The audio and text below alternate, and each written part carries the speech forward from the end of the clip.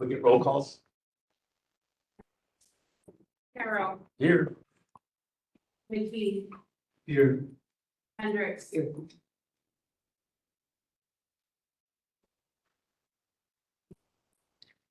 Gill, Here. Woodhouse, Here. Fleming. Here. Perkins. You have 5 for a point, sir. Okay. And did we have verification of the open meeting? It's properly posted, sir. Okay. Did anybody have any comments or questions on the minutes? It was, acre was misspelled in, zoning petition A. Okay, No. I did have one question on the minutes. Let me pull it up. On the zoning administrator report, we talked about, I had wanted to make sure that our minutes show that, because we had that surprise with our zoning administrator that they didn't realize they had to commute or that they thought there'd be more remote. Yeah, I'd ask that we make sure our HR department emphasizes those kind of questions. yep, In the minutes here, it also says that make sure it specifies whether the applicant must be a US citizen or not. I don't remember saying that. yeah, I don't know about that. We talked about the fact that the one wasn't. Right, Yeah, you guys did have a conversation about international applicants and what the rules Okay. were on that. just my bad memory then. I couldn't remember that coming up. All right, well, that's the only question I had. Okay. And you got the misspelling thing? I didn't get the right minutes. It was, what was it? Zoning petition A, acre was spelled ACER, big deal, but. Okay. All right. So if those are the only two corrections, can I have a motion to approve as corrected? I'll make that motion. Okay, Mr. McGill, Second. and second by Mr. McKee. All those in favor say aye. Aye. Okay. You forgot to approve the agenda. Pardon me? You forgot to approve the agenda. You forgot to. Well, okay, let's do the agenda. I do. Okay. Have a motion to approve the agenda as listed. I will make that motion. Okay. I'll second it. Billy seconds it. All those in favor say aye. Aye. Okay. Let's see, now we have public comment. Are people online? Hey, look at it. Working. Any public comment? I guess not. Okay, zoning petitions. Okay, the first one, we still haven't gotten anything from those two ladies, so it's still in limbo. I think they must still be working on getting their CSM done. Certified survey done, because they haven't gotten it, we haven't gotten anything, we haven't gotten that, so we can't approve anything until that, at least we get a copy of it. Okay, B, we've gotten all the documentation, didn't realize when we put it together and they filled this out that I think a town planning commission met, but it won't be approved by the town board until after our county board meeting, so she just asked Michelle, I just said, can we just put it off till May? and it's not a problem for them? No, Okay. Okay, and the Cameron Murphy, did not get the information, so those three will be pushed back, and we'll have a few others for next month, but, okay, so I know we put this meeting earlier because it's zoning petitions and we don't have any. So, no zoning petitions then. yep, All right, A question, so much of this is about the survey language, which I don't really understand very well. We did kind of a short description of how how it all works, all the different, do you understand this all? Cause I. That is why certified surveys go to, we have the plat review down at the state do it. Because we do not understand. Nobody understands. I understand, but I don't understand. In terms of us. Yeah, You mean as far as I- section?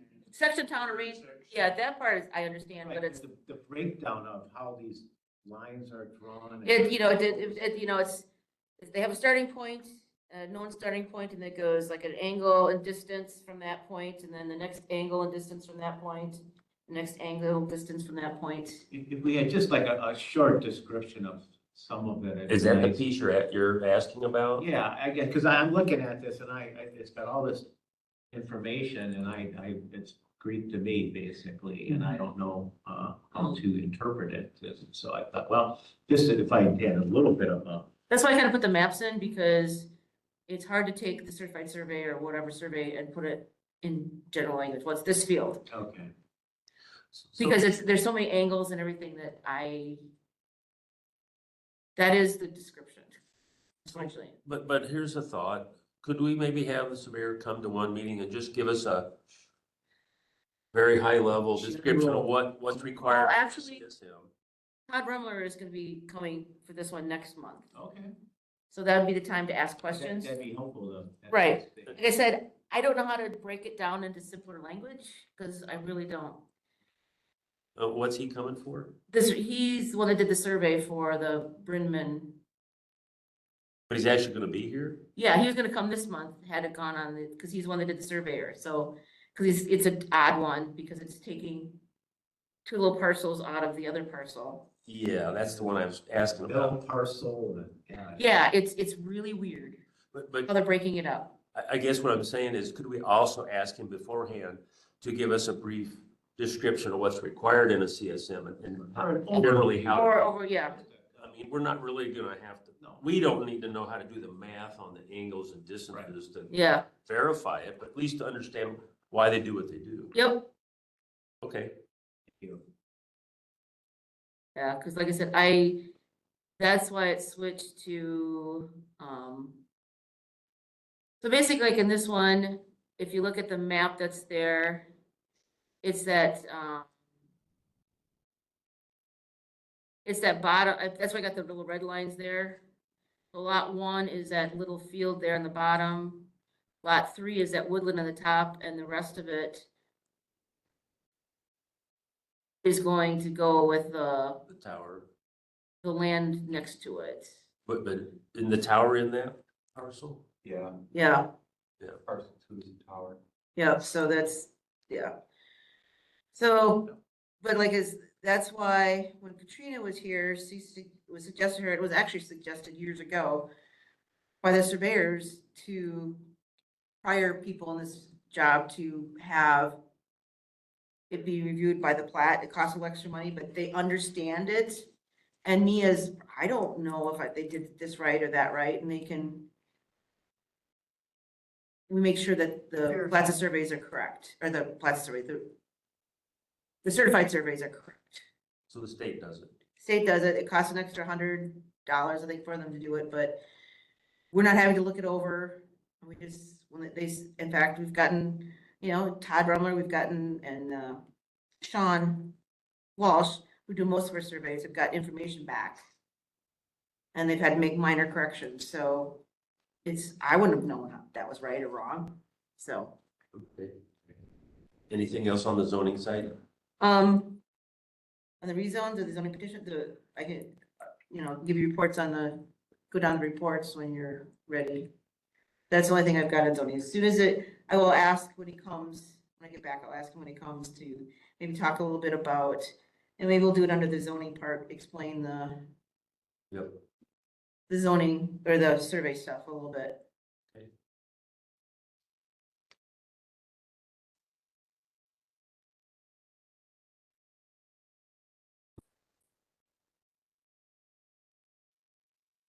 So under the departmental activities for zoning, we do have a person, Jen, who was our office system tech, is now our new zoning sanitation technician, basically what Katrina and Electra were doing.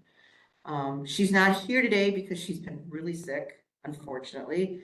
And so she's just, doesn't wanna, she's in the office, working on some stuff.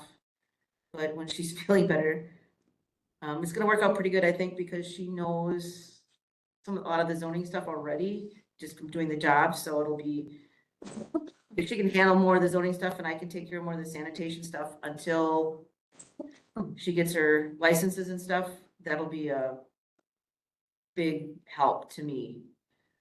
Cause I won't be stuck doing everything. I don't recall, did you guys advertise outside for that position? There was, no, we didn't go to the county code administrators. I think Justin put that out. Okay, We had an applicant from the state of Washington who was moving back here. So it's on our website, it's on LinkedIn. I think it's like, no, what is it? Is it LinkedIn? Indeed. There we, Indeed. So we had 3 applicants and Jen and this other person were, in okay. fact, the other person had a lot of soils experience, so they'd been more on the septic and Jen was more on the other side, Okay. so. We are, the job advertisement closed tomorrow for Jen's former position, the office system tech. I don't know how many applications we've gotten. I'll find out after tomorrow. We're gonna set up interviews for next week. I'm gonna have Jen sit in on the interviews because she knows the position, what needs to be done. That she did, on that. I did send the advertisements out to Wisconsin Land and Water, because it involves land conservation stuff. So I did put it out there. So hopefully, in a couple of weeks, we'll have somebody hired. And hopefully it'll be somebody who can stick, we have people that can stick around and I'm not changing people all the time. It's been hard. Jen went to the meeting and I listened online. They were talking about the FEMA maps, in updating the FEMA maps at, around Viola. We've got a couple of FEMA maps that had been changed. So, when we're doing the floodplain, we may have to, well, I'll talk to Attorney Wendell too. We may have to, when those are officially completed by FEMA, we may have to make sure those maps are listed in our floodplain ordinance. They expanded it. Yeah, they expanded it. And looking at it now, that unless, I can't imagine somebody wanting to build down in those areas anyway, but we'll have it documented. And something that came up Friday, I got a call from a landowner just to the west of Rockbridge, County, that DNR had been out and he cleaned out some ditches. And so I said, well, it was late in the day. I said, well, let me talk to the guy from DNR and yeah, he cleaned out some ditches, and he apparently always spread the soil out it's all in floodplain. You're not allowed to fill in a floodplain. So, but I don't think we're gonna have to worry about that one because the guy, Jeff Schur from DNR, when it emailed me back, basically said there's gonna be some citations issued and different things issued by the DNR, so we don't have to do anything on that one, but just to let you know that, yeah, somebody, and I've been out to that years ago, and I don't know why it's worthless. It's pasture land at best. Even if you drain it, you're not gonna be able to farm it. There's wet pockets, and I don't know what he was thinking. You're better off going in and putting a few cattle in there, fencing it off, and then grazing it once in a while and being done with it. I don't know. So, What would the citations be for? see if I can bring it up on my, basically for filling in a wetland. And digging out ditches you don't have authority to do. So, yeah, it's not a smart thing to do. But this was his land, basically?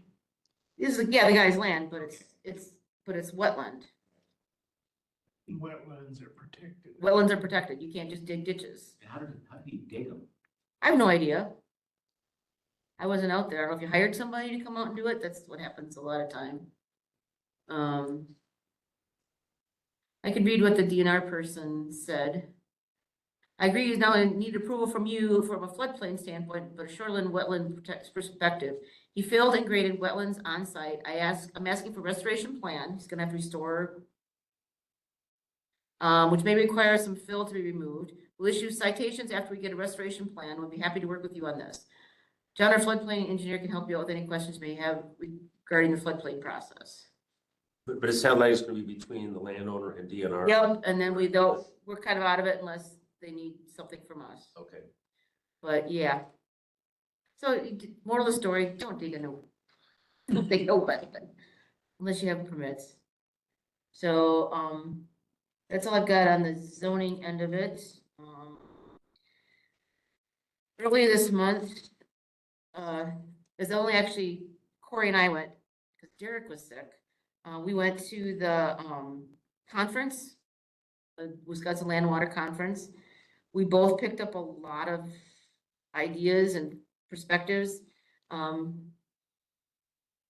went to something on climate planning, and DNR is developing a toolkit for climate change. So there's things you can look at and plug in things and maybe get some help on ideas and stuff we can use to maybe do things with, to reduce climate change or do things on our end to help reduce that. I went to, actually ended up being a couple things on grazing. One was called, grassland bird ranching, and one was on perennial plantings. The grassland bird, grazing is, there's a way, and I'd like to get this information out to, our, people who are doing grazing. Basically, it takes a few years, but you can be Audubon certified if protecting grassland birds by having certain things done with your pastures to encourage grassland birds. And they'll get a seal that, like, if they're selling their beef, if it's in that area, they can get it. You know, some people are looking for, everybody's looking for that, organic or grass-fed or something like this, thinking they're helping out the environment. So it's a way they might be able to sell their beef for more or sell it easier if they've got this, certain certifications. It was interesting to see that with the grassland bird thing, if it's like these fence row, you see those little fence row trees and shrubs and stuff, and it's creating alleyways for your predators. And so some of these grassland birds are having a rough time. They don't have enough space over there, because if they nest, the predators come. If they're close enough, they'll come and demolish the nest and eat the eggs and stuff. And this is one way so they're working on cleaning up some of these fence rows so that, and expanding acreage for grasses. So Kathy, were the conference proceedings or presentations available online, or is that something that? I don't know. If they are, I'll let you, as soon as they are, I'll let you know and I'll find out. Well, just send us a link. Yep, I will. Thanks. Like I said, and then I went on perennial planting, which turned out to be grazing, and there's a couple guys from Lake Conservation staff from Sauk County, so we're trying to work on maybe coordinating some for them with more, helping those that are interested in grazing to get more information and get a start in the county. Did Anastasia go? No, No. no. Okay. That was a conference I sent in the 2005 work plan, the staffing grants. We're working on setting up a tree sale pickup date. Will be where they can come pick up their trees, probably the end of April. And the big thing coming up, we're working with Extension, and we've got it I've put it on the Facebook page, and they've put information out. We've put out flyers, but Thursday from 3 until 4, there is a meeting, informational meeting For, talking about producer-led groups, farmer-led groups, there's gonna be some individuals from Vernon and Scott County that are in the program. Talk about their experience with it, just to get, information out and seeing if there's any people enough in the watershed that they wanna start the producers taking. And our role would be, more advisory, and I think if they go in the group, there has to be an entity that handles the funds. So like, we could handle the funds, but it'd be a thing, and they would come to us for, they'd say, hey, we have this bill, and, but they make the decisions on how things are done in their watershed. Which is why I'm still hoping we can get the watershed layer put on our county GIS map. Yeah. And I think that's all I've got. Oh, the retained fees thing, that was the other thing, Julie handed me, or gave me the information, and it's long and complicated. But basically, we've got, two funds for land records. One is the grant, which is Fund 23, and the other is Fund 48, which is basically the retained fees. And currently, and I know it sounds like a lot of money, but we've got 286,000 in our grant fee and 195,000 in our retained fees. But like when we do the ortho photos, we pay for them, we have to pay for them, and then we get reimbursed by the 911 grant, NG 911 grant. So we'll have that out of there. And then I added on there, working on the LiDAR enhancement, and we'll have to spend some of our money to cover, we'll have to take like $40,000 from our retained fees to cover those costs. The rest of it, we got two things with grant. We don't have grant money to pay for most of it, 2/3 of it, but we'll still have a third we have to pay for. I've got several questions on those two funds. Mostly I want to understand what the rules are for how they're utilized, and why we have a certain amount of savings. It seems to be a kind of like a base. Are there requirements for how much should or should not be saved over years? No, we're supposed to spend as much, it's for us to spend on land records updates.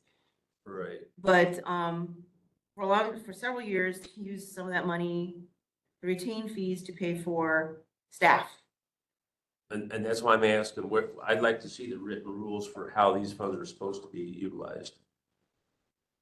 I'll have to look it up because I'm not sure, Okay. but basically, you can use it for staff, but you gotta be very careful with it. They're not to be long-term, it's supposed to be. But for, Could I ask that we be given that information? well, I'll try to find the rules on that. Okay. But basically, for developing layers, making things public, making things available. The other part of it is to, goodness gracious, my brain's out. We can contract to somebody do the work for us, since we don't have a GIS specialist. So like, it's like we pay MSA to do a lot of our computer work. Yeah. We will be paying we have to update our, the website. And that'll be done this year, so that's like, You obviously know I would just like to see the written regulation or statute that governs these.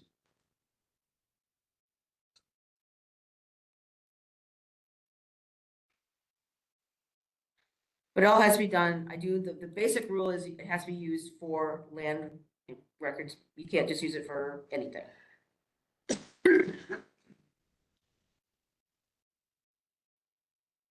At some point, we might try to push the limit on the staffing rules. And that's why I was wondering if we could actually read it.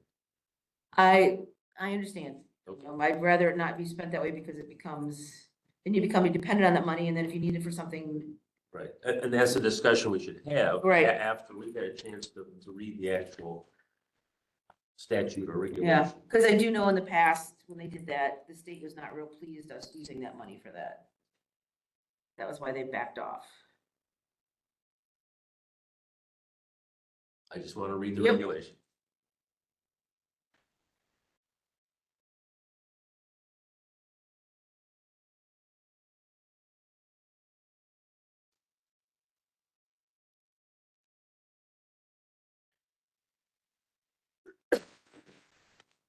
So I did do some, with Jen's help, I updated some of the things, changed a few things in the zoning ordinance.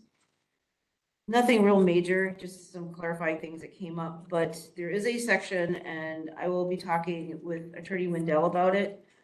There's a section, I gotta find it, I highlighted it in blue. This is the old copy, here, I'll get this one, this one. Mr. Chair? What's that? Oh, yeah, extension, sorry. I was gonna say, are we, No, we gotta do extension, I forgot about that, sorry, Adam, All right. I got excited. I thought you were still under that. chapter of- Nope. Oh. Nope, sorry, my fault. I think that's about it.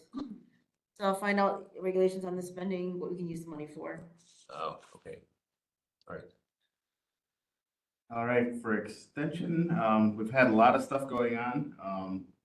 Again, with the shortened time frame, I have our general report from everybody completed, but I didn't have time to get it to Miranda yet, so later today, I'll probably have that uploaded to your folder, so I'm not gonna go through the whole report of everything. If you guys are interested, just let you know that there'll be something dumped in the folder later today that'll have the report from what everybody's been doing over the month.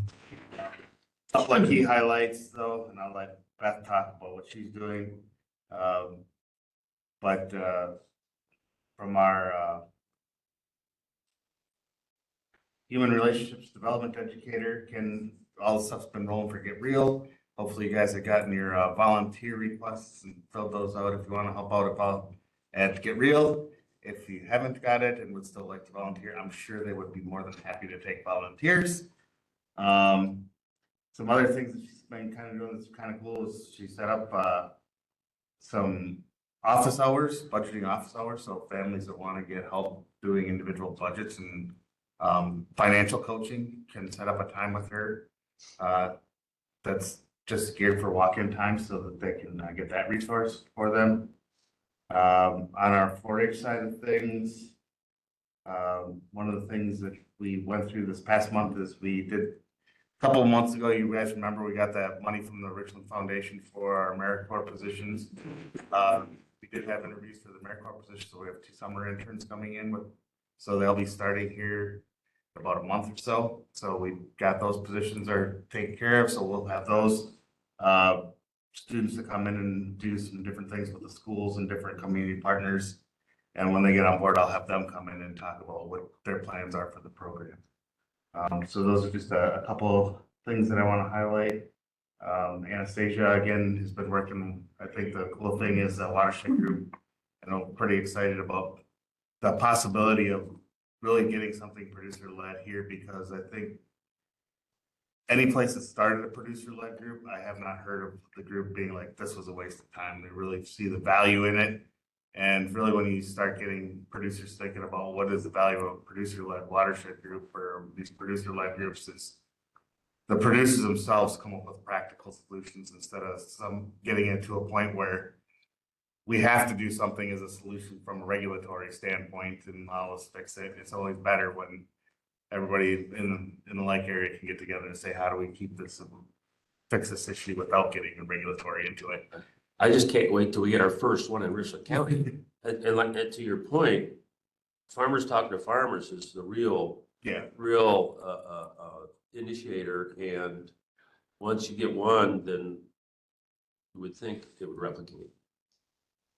Yeah, and then I know that it's not a Richland County extension program, but I know Steve, I think Hannah from Vernon County has talked to you, but there's going to be a housing forum. I can't remember exactly when that is. I think it'll be in Hillsborough though. So there'll be an opportunity. I can get when I get the information, I'll send you guys each an invite talk about some regional housing issues from economic development standpoint, if anybody's interested.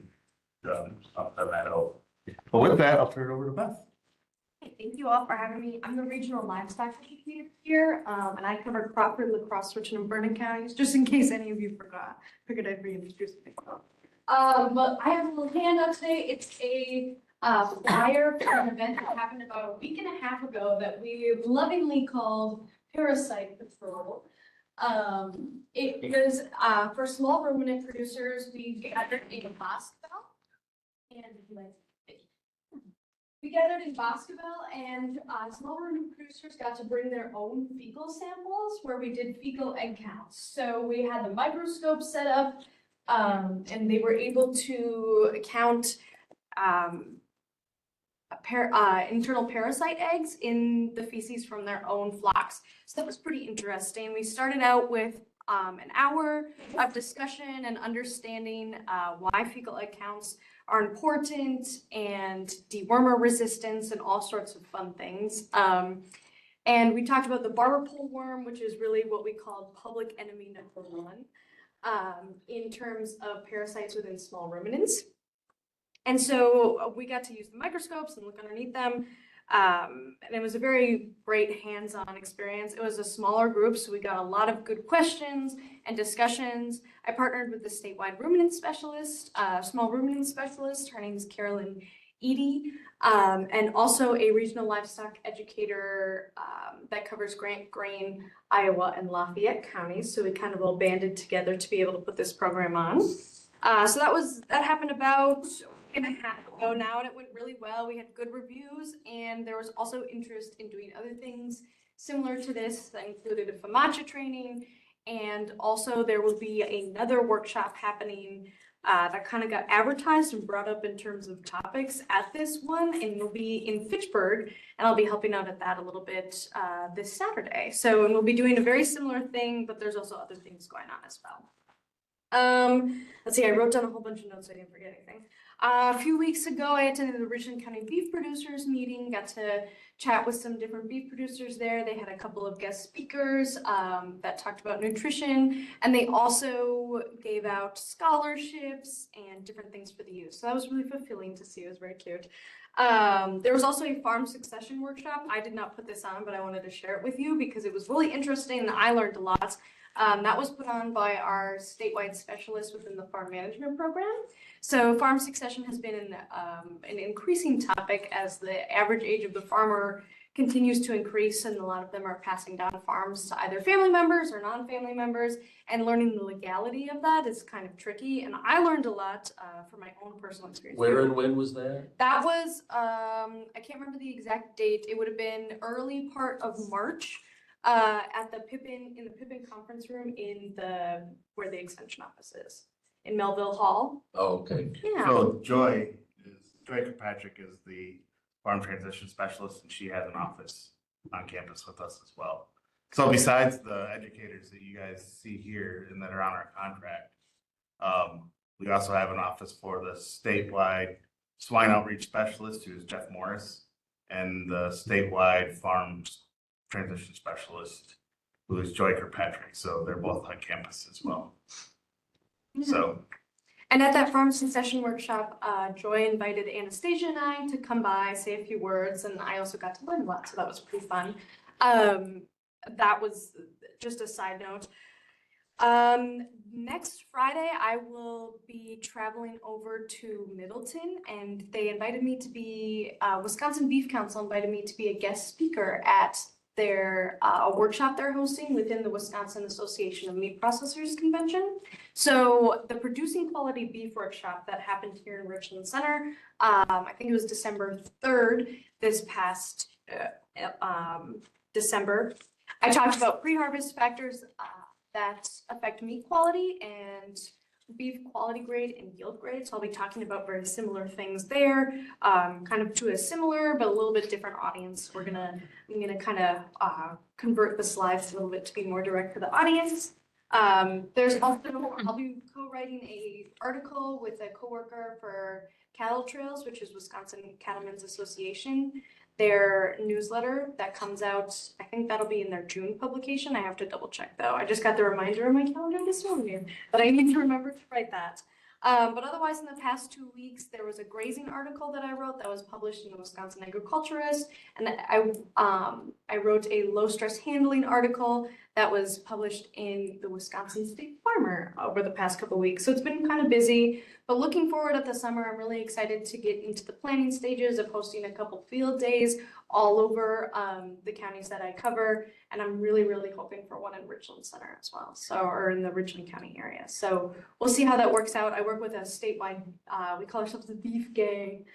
We all focus on beef cattle a lot. So a lot of times we'll do field days around the state, and I'll have the privilege of getting to do a few in my area. So I'm excited about that. Any questions, comments, concerns? I think like my staff would be interested in the grazing part to help out or whatever we can do. In a field day? Yeah, Okay, good to know, good to know. Thank you. I couldn't hear you. I said like, I think I and my staff would be interested. We're learning more and more about it, especially my staff, about the grazing stuff. And we like to get involved. I know like my staff has been talking with Serge a lot. From Sauk County. Sounds good. Thank you.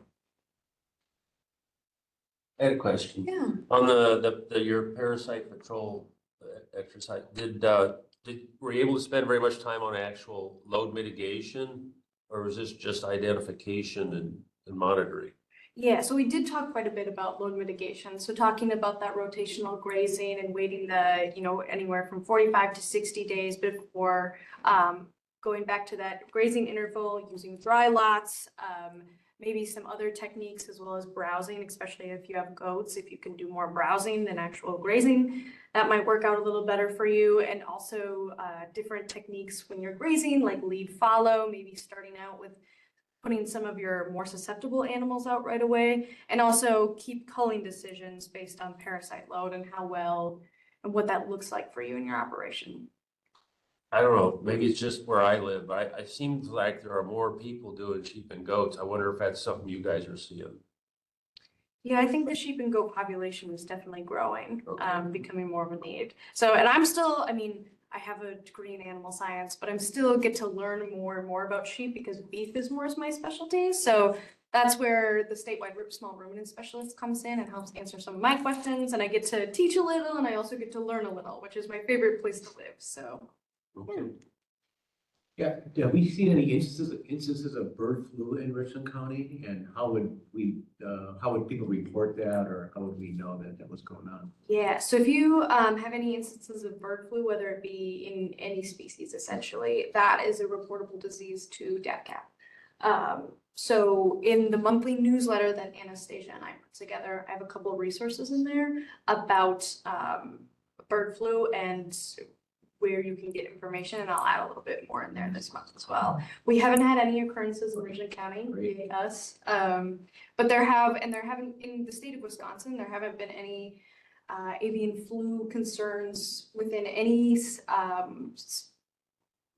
dairy cattle species, within dairy cattle. But within chickens and poultry, I should say, there was, I think, 3 different counties that have been detected in the past 6 months. I think Kenosha, Barron. I'm trying to remember. I can't remember them off the top of my head, but yeah. So we have had some concerns in Wisconsin, but DATCAP is where you want to go for that. Thanks. Yeah.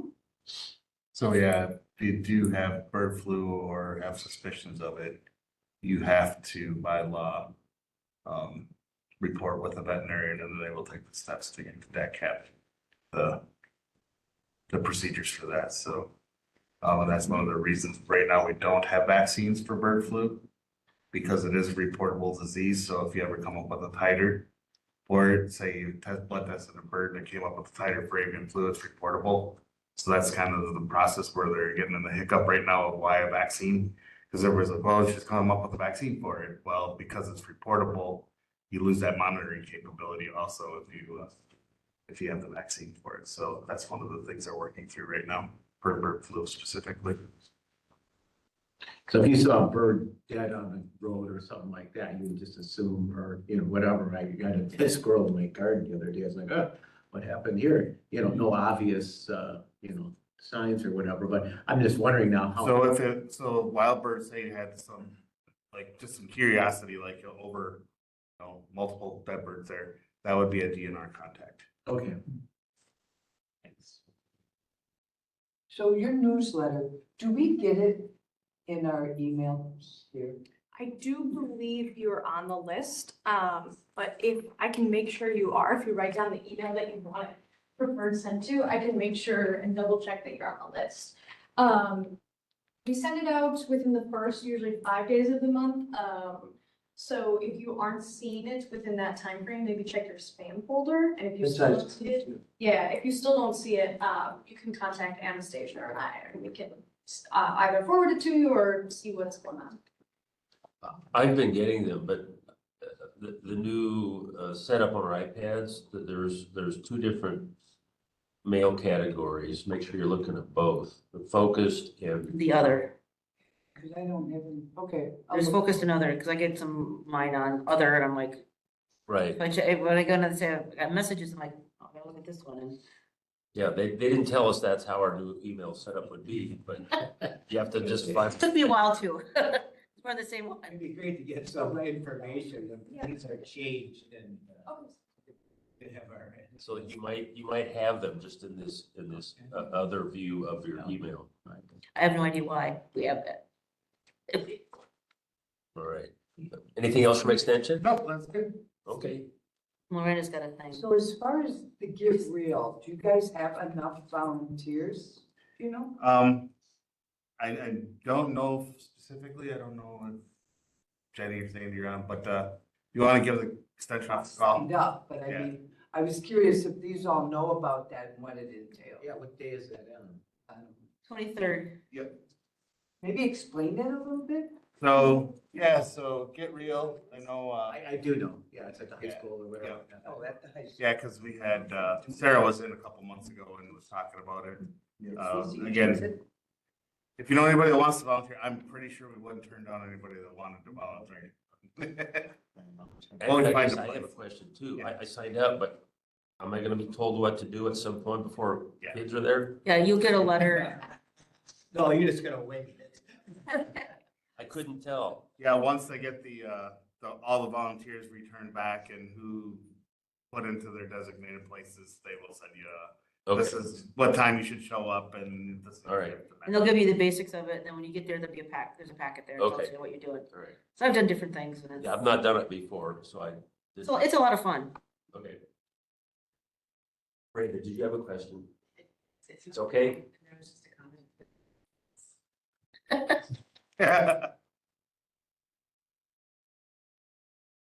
All right, so then are we ready for the zoning ordinance? Yeah, All right, so I'm gonna be talking, about Attorney Wendell about a couple other things. I got an email into him, so hopefully when I meet with him, I looked at the ordinance and I've made a couple of switches, like on page 8. I added in, it was in the old version of the ordinance. But there was nothing in there because if a structure is less than 120 square feet, no permit is required if it's less than 120 square feet or less, and it has no foundation. So that got missed in this. That was one of them. And there's a couple other things, but then the big thing, and that's what I want to talk with him about, the section I've got in blue on that same page, the zoning district boundaries. It talked about having the zoning map in the clerk's office, so I emailed Derek. He goes, no, we don't have that in here. Everything's online anymore, so this area is gonna need to be reworded. And I've got examples from a couple other different counties, so I wanna sit down with Attorney Wendell and say, this is where our zoning maps are, they're not a physical map in an office. This is where they're actually on a layer, and they get updated there, so that this, like I said, this needs to be changed. But I don't know how to change the wording, I don't wanna change it without talking to him. I found a few more things too that I haven't even brought up yet, Yeah, so, and if you do, just stop in or whatever. right. But what what I was gonna mention is because we're still, the department is still, trying to get up to full strength. Maybe we just not try to push on this so fast for a while, let them get Keep working it. back up to full strength and get people more familiar with their new roles. And maybe, we're in no rush for this, right? So, if you would, committee, you'll look it over, see if there's something that seems inconsistent or you're unclear about, and we can feed the questions to them, but we may not put it back on our agenda for a month or two.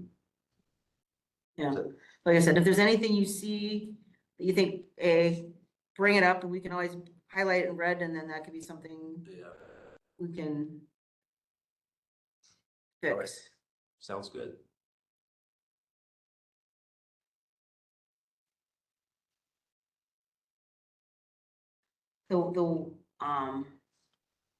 The well thing, there, what is, the DAWs, the Drift Area Water Study, actually it's Crawford Stewardship Project, is that what it's called? They are, working on a grant that was it's due, today, I think today may be the due date. They're working with a group to, get well testing in that, so we would do well testing in the 3 counties. And we will, I don't know how long hopefully we'll know before budget time, if we, what we need to do, if we wanna put it in our budget, find money in our budget. So, I included in that thing, the well test costs right now through the end of June, they'll probably change again, but right now for the homeowners test, which is what we use, is $68 a test. And, I said 100 well tests would be $6,800 if the county pays the whole cost, 34 if the county pays half the cost of the test, if we budgeted it. And then figure about printing and mailing, it'd be about $600. And that, so, add $600, if we paid for half, it'd be about $4,000 we would need for the well testing if we put it in our budget. But it's something to think about. Well, in terms of, I mean, I don't know how quickly the budget cycle will start, but it's not that far off. No, I don't see why, as a committee, we wouldn't recommend that be or assume hoped part of our budget. Right, what would we do to, say, we advocate for this or something? Mhm. The issue's not going away. no. This is. Any other thoughts on that? Can you describe what would the scope of the testing be? Like, how many wells? Well, that's something we still have to work on, but that was, what we've done in the past is we've budgeted, money was budgeted for 100 tests. And I don't know if we want, and that's something we'll have to talk about, do we want to focus it in one area? Do we want to offer it just countywide? What were the results of the last time? Because we do this, was it done 3 years ago? When was the last time? It was Done 21 was the last time. Okay. And so based on those results, maybe is where we want to focus. I've got the maps and stuff I can, under the reports, I can drop those for next month, drop the reports in there for those from the last time. Are we just doing coliform and nitrates, or is there anything else? No, it's, pH, alkalinity, hardness, fluoride, conductivity, corrosivity index. Let's just. Oh, big okay. package here. yeah, that's Yeah. the 2 big ones are the coliform and the nitrates. Got it. Okay.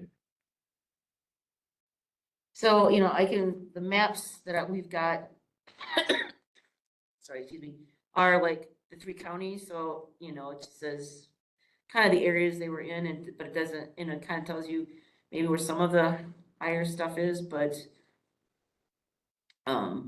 yeah, we just had to figure out how we're going to do it. Last time we took the septic records and figured anyone that had a septic also has a well.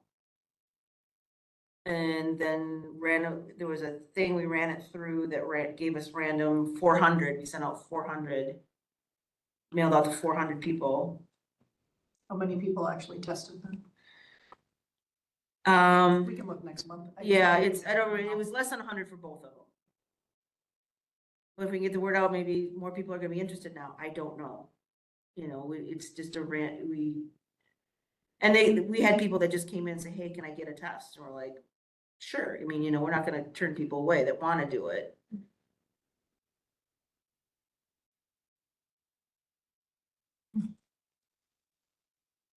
Okay,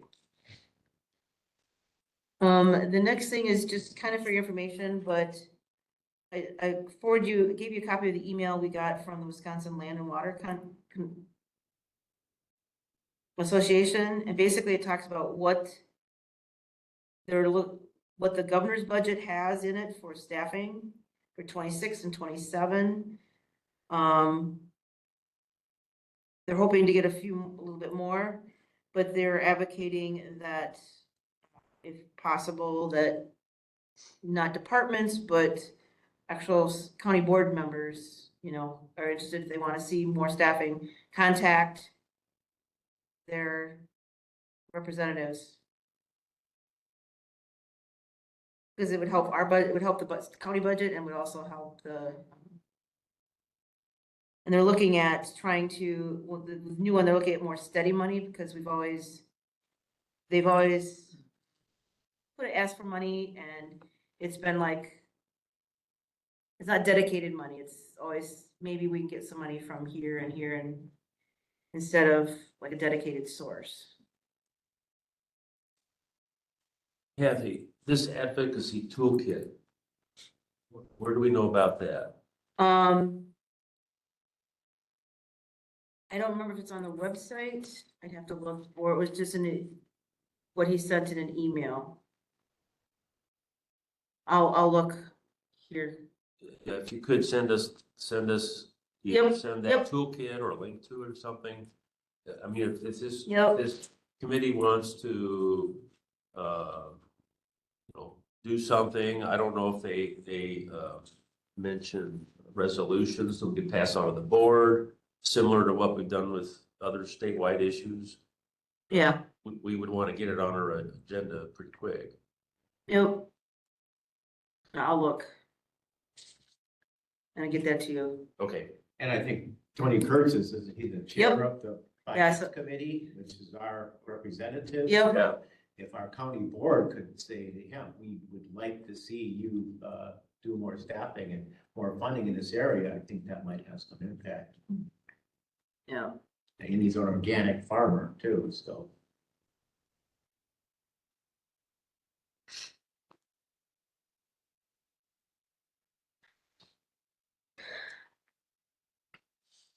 Um.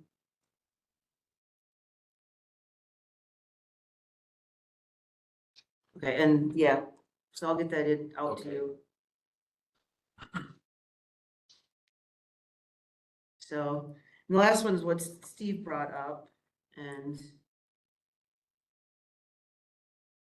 on the, yeah, we've been, as we've been working on the STR ordinance, which finally passed, we've always said, but not exactly worded, that there'd be some kind of credit for people who've already paid the $500 for the CUP, that we would waive this $25 license fee since they've already paid the county a lot of money, but it doesn't actually say that anywhere yet, right? So, Or how much, or how that would be done. right, right, so that's why I wanted us to talk about it. Get some wording together that we could put either, I don't know where you even put it, but maybe it's part of the fee table or something like that. And what do you guys think? So when did we start collecting the $550 for anybody doing a short-term rental, approximately? How long ago? Any idea? Because I'm just thinking, if somebody paid $550, or wasn't it $500? It says here $550. That's why I was saying that. Yeah. Oh, If somebody paid $500 last year to me, obviously, it's gonna be different than somebody who paid $500 4 years ago. Yeah. And it would take a while for us to figure that out, because But to be fair, right, I realize that, we'd have to go through all our CUPs that we've got and see, but,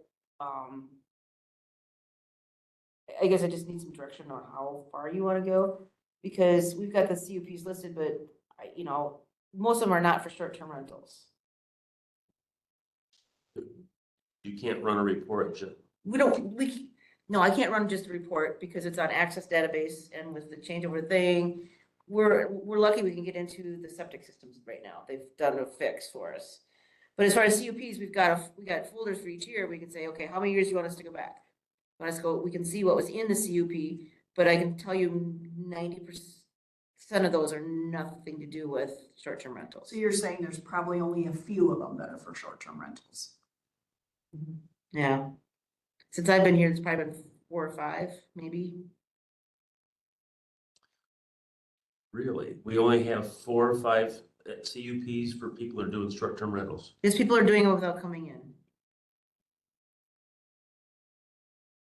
People are doing it This- without being this- state licensed as well. We Well, this know that. This goes back to that whole enforcement question. Right.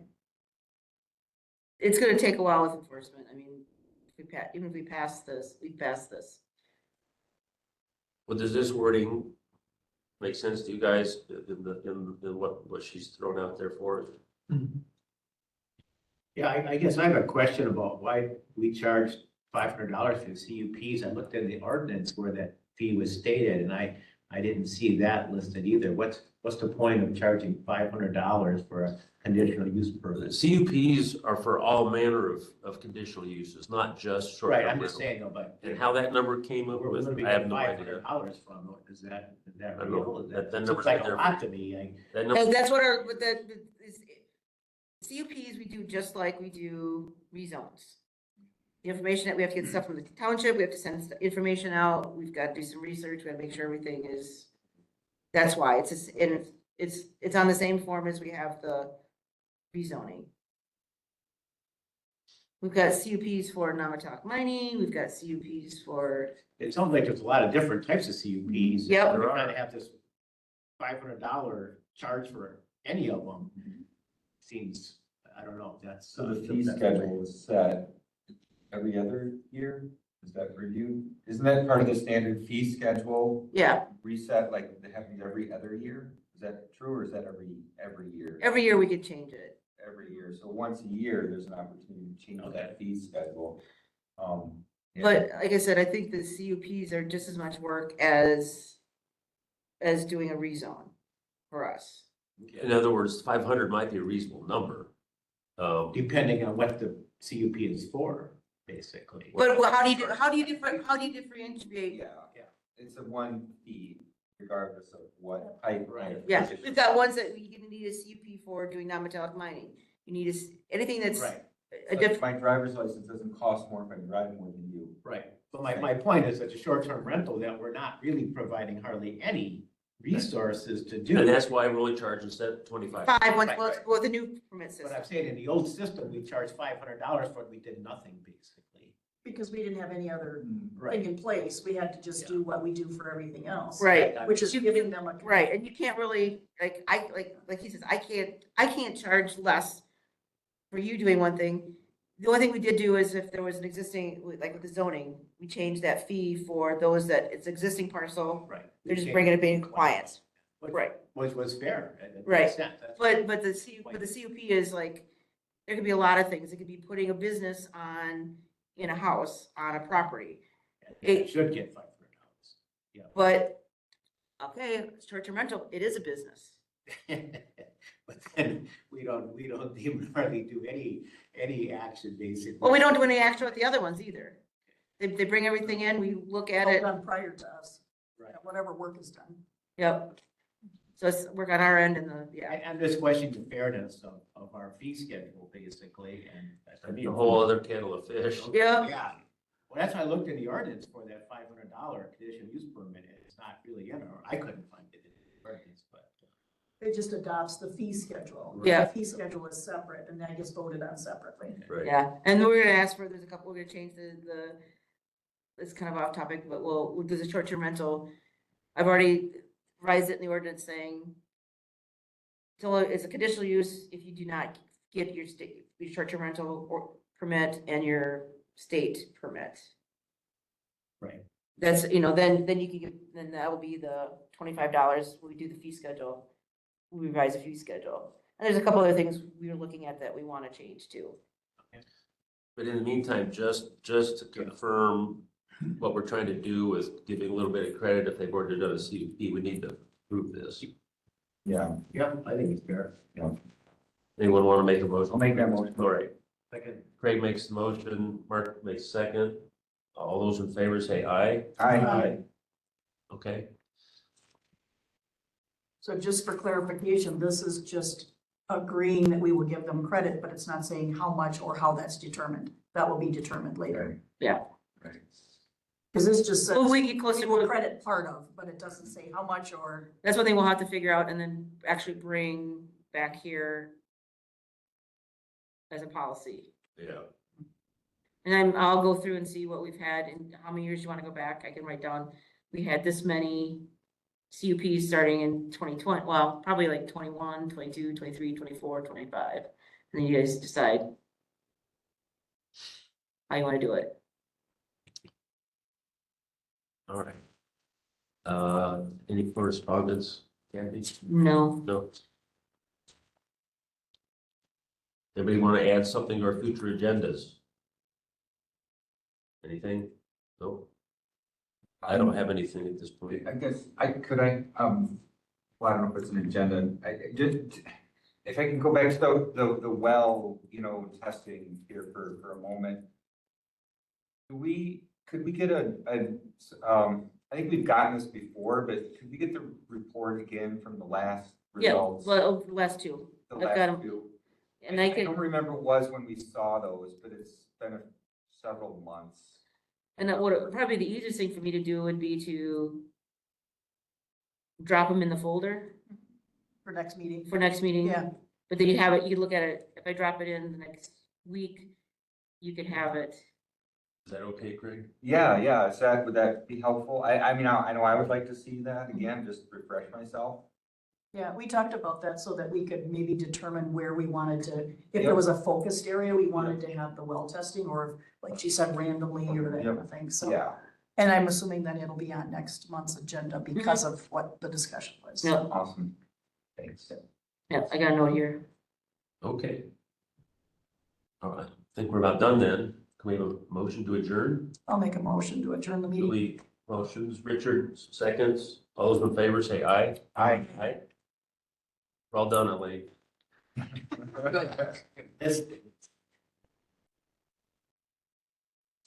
Oh, I was gonna tell you, we're gonna be sending, Jen is gonna be sending out See, Mark. the report